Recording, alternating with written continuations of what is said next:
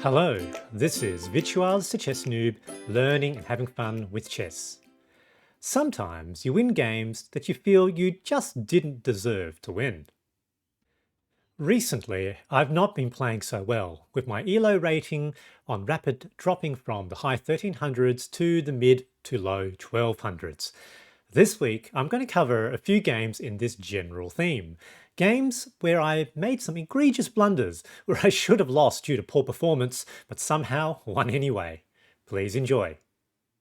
So I'm going to show a couple of games, and this first game is in fact what inspired me to make this series of videos. So fairly short game, it's only 13 moves before the opponent resigned. And if we have a quick look at the review, you'll notice that the opponent basically played almost perfectly, and I have this blunder, and yet somehow I won this game.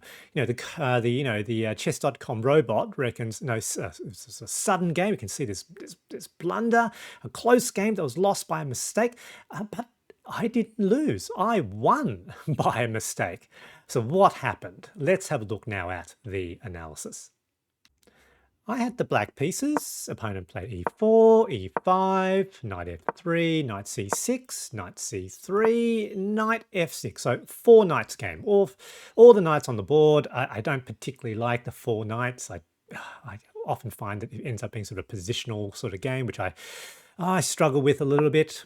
Opponent plays bishop b5, so that's the sort of Spanish variation. So it almost looks a bit like the Ruy Lopez.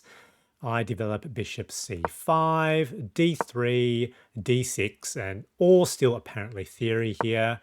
Opponent plays bishop e3, and I play bishop b4. So starting to deviate. So I thought about taking that bishop because, you know, this is not my good bishop with my pawns on the dark squares. This is potentially the opponent's good bishop, given that the pawns are on the light squares. However, I thought maybe there'll be something to come out of pinning the knight to the king. Queen d2, bishop d7, basically still very equal here. Captures, no trade of bishops, well, trade of knight for bishop, again, still very, very equal. Opponent plays a3, attack on my bishop. I decide to now trade my knight for the bishop, and again, still equal. Here I decide to play queen d7, basically giving myself the opportunity to castle either side. They castle long, I castle long. They play a d4, and here I play knight captures pawn on e4. And here I think, oh look, no, I've got an attack on the queen, potential attack on the f2 pawn, which comes with a fork of the 2 rooks. And I thought I was being very clever here. So, you know, queen moves out of the way. And I immediately thought, yep, let's take that pawn. Not sure why, just blind to the fact that, of course, that pawn is defended by that bishop. So literally just took, you know, so yeah, that looks fine, captures. And then immediately after the move, I thought, oh, that was a bit dumb. That's a straight up 1 move blunder. I thought, oh, okay, so I've lost this game. And then like almost seconds after the move, almost immediately after I thought I sort of made a blunder, the opponent resigned. And I was shocked. I was pretty sure that was a blunder. I was sort of analyzing afterwards. Was there some devious sort of trap or tactic which I didn't see? No, it was a straight up blunder. And I think maybe the opponent didn't see that the fact that that was defended either and thought they had lost a rook. And so straight up just resigned. So technically that wouldn't be called a blunder because they resigned before making a move. But there we go. So the opponent blundered in the most important way, which was resigning a game in which they were completely winning. Let's now look at the second game. So this second game was a Scotch game, and as you will see, here I make my blunder, so I'm playing black again, and so opponent completely winning, but luckily I managed to come back. You know, the chess.com robot reckons it was a nice comeback win, which was nice to see, I suppose. So let's have a look at the analysis as well. So e4, e5, knight f3, knight c6, and d4. The Scotch game. So takes, captures. Now, obviously can't capture straight back because defended by queen, but, add some extra pressure by playing bishop c5. And they played bishop e3 to defend the knight. And here was kind of sort of the end of my sort of theoretical knowledge of the Scotch. So I looked for a little while and I thought, actually, queen to f6 looks like it should be good, and well, good to discover afterwards that that is in fact theory. They play knight f5, which apparently wasn't the best move. Here, I decided to capture the bishop. I thought that this was probably okay. It's interesting that Stockfish reckons that that is better. I thought otherwise that my my bishop was hanging there, so that's why I decided to trade bishops first. They capture back with knight, and here I capture that hanging pawn on b2 with queen.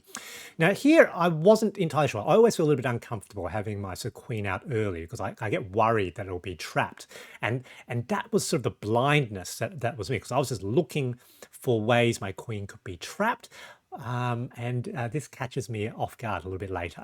So knight d2, which was, yep, apparently a good move according to Stockfish. And I thought, yeah, here, queen is okay, not at risk of being trapped. Let's bring out the other knight, knight f6. Bishop to c4, okay, a bishop now covers some extra squares, but, queen's not trapped. That looks like it's okay. So I played knight e5 with an attack on the bishop. Apparently that wasn't the best move. Now rook b1. Yep, obviously have to move the queen out of the way. I decided to play queen c3, keeping pressure, pinning that knight, and potentially I thought there'll be I could potentially capture here. Bishop b3. I was reasonably comfortable that that was probably going to end up being a bad move. Like, I'm not really going to be capturing that pawn anytime soon. So I'll capture that pawn, which was the plan. Opponent now sort of short castles, and I was thinking here, oh, I wonder if I've got some clever tricks here, with maybe a knight being able to somehow trap something or other. So captured that knight, given that, otherwise it'd be captured next.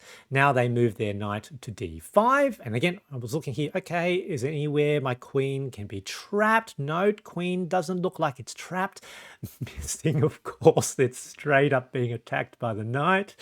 Oh dear. So knight captures rook, then they capture the queen, and as soon as I capture the queen, I'll go, oh no, that was so silly. And I'm thinking, okay, obviously now I'm in a completely losing position. What am I going to do? That knight has nowhere to go, so that knight is dead as well. Oh well. Let's play d6, accepting that knight possibly was going to lost. Need to potentially consolidate. So yep, that knight's gone. Short castles. Now they played knight d5, and I thought, looks like they're going to go for this. And I was thinking, yeah, that's fine. Let's move the pieces out, because otherwise, I'm really having sort of the bishop out. I thought potentially here, they might try to capture.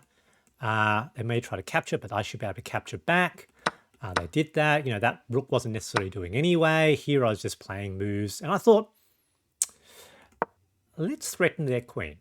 Because I thought, they had a sort of a very clear, forward plan. Now they're going to be looking at, oh, I didn't capture their knight. Are they going to try to rescue their knight? And are they going to miss that hanging queen? Yeah, I know Stockfish reckons taking that pawn. I saw that too.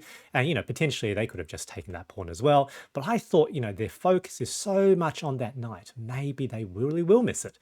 I wasn't really a believer though. But then they did miss it. So I sort of blundered my queen, and then the opponent blundered right back. So I suppose a nice bit of thematic symmetry here. And I think the opponent really just missed that rather than sort of gifting me it. So here I thought I'm actually in a pretty good position because, there's a potential fork here. I'm not so sure the opponent can really block that. Now, first thing though, I wanted to sort of move that potentially, but threaten their knight, push it out of the way. Now I get to capture that pawn. That one is now under threat. They capture that pawn, which is okay. And here I push that pawn just to prevent that rook from sort of coming forward. You know, I have to be careful with my back rank. And now they push a pawn. I suspect they didn't know what to do. And here I thought, if I play that move, okay, so this is what I'm really aiming for. But given that they've just put their eye on that pawn, if I play there, they're going to think I'm trying to attack that pawn. And either they're going to capture and don't mind trading, or they're going to move their knight to the wrong square. So yes, that's what they did. They missed that fork. And there we go, captures, and here the opponent resigned. So again, straight up blundered queen, but managed to managed to climb back out of that hole. Good game, GG. I'm not sure there's a lot to learn from these games. That said, slow down and don't make one move blunders that you immediately see after making the move. And secondly, play on, especially if the blunder is in the opening or the middle game. It's not who blunders first or the most, but who blunders last that matters. I hope you found this video interesting, and thanks for watching.